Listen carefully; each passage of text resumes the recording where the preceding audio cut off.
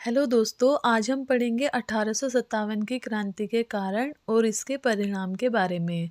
तो 1857 की क्रांति भारतीय इतिहास की सबसे महत्वपूर्ण घटनाओं में से एक है। इसे भारत का प्रथम स्वतंत्रता संग्राम, सिपाही विद्रोह या गदर भी कहा जाता है। इस क्रांति के कई कारण और दूरगामी परिणाम रहे। दोस्तों, 1857 की क्रांति अचानक नहीं हुई थी। इसके पीछे कई गहरी वजह थी जो सालों से लोगों के दिलों में गुस्सा और असंतोष भर रही थी। जब ये सब बातें मिलकर एक बड़ी समस्या बन गई, तब जाकर ये क्रांति शुरू हुई। अब हम एक एक करके समझते हैं कि आखिर क्या कारण थे जिनकी वजह से ये क्रांति हुई। पहला कारण था राजनीतिक कारण।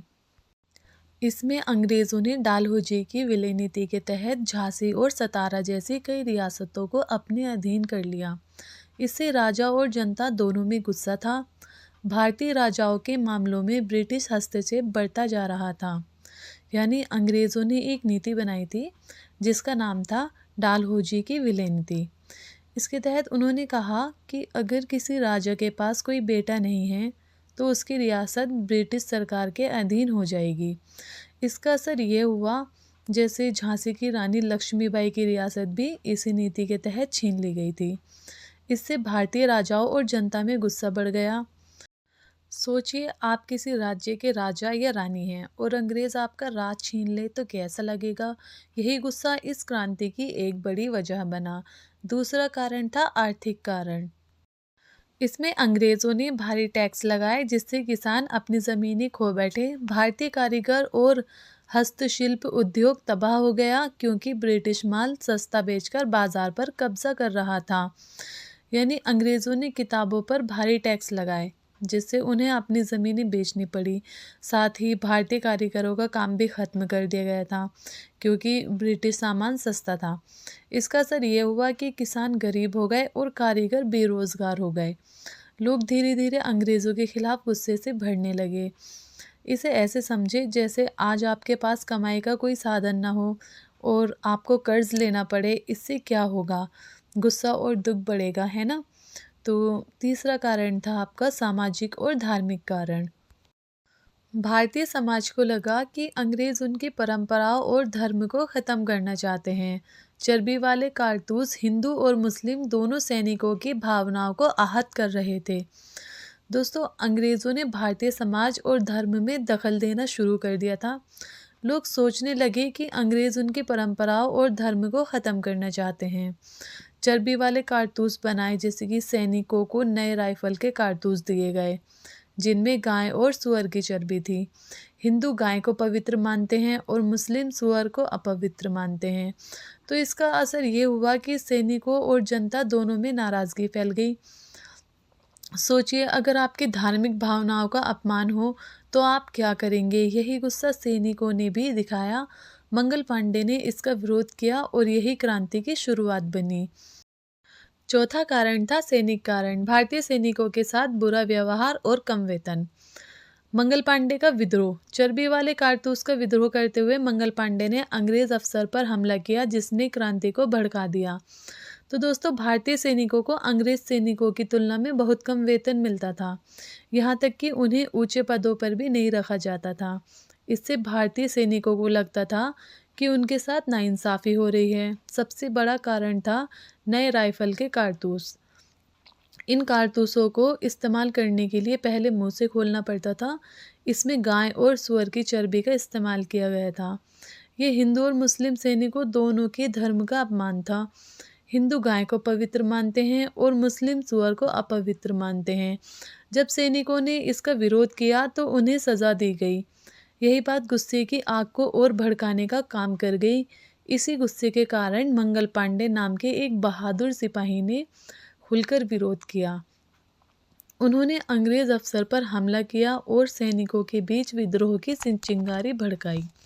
सोचिए, अगर आपको नौकरी में नाइंसाफ़ी झेलनी पड़े और फिर आपके धर्म पर चोट की जाए तो आप कैसा महसूस करेंगे। यही गुस्सा उस समय भारतीय सैनिकों में था। तो सैनिकों के साथ हो रहे अन्याय और धार्मिक भावनाओं के अपमान ने इस क्रांति की शुरुआत में बहुत बड़ी भूमिका निभाई।